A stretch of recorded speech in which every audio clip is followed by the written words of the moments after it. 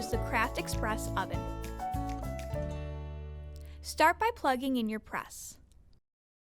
Your oven will turn on automatically.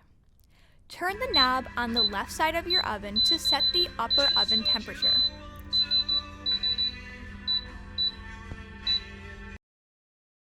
Turn the knob in the middle of the oven to set your lower oven temperature.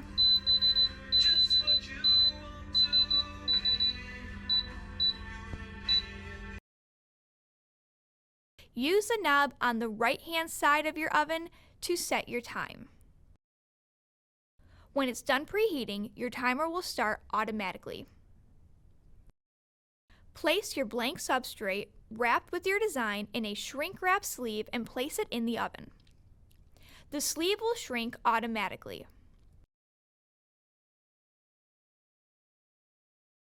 Once your item is done transferring, take it out of the oven and cut away your shrink wrap sleeve and paper to reveal your finished product. Hold down the button on the right-hand side of your oven to turn your oven off.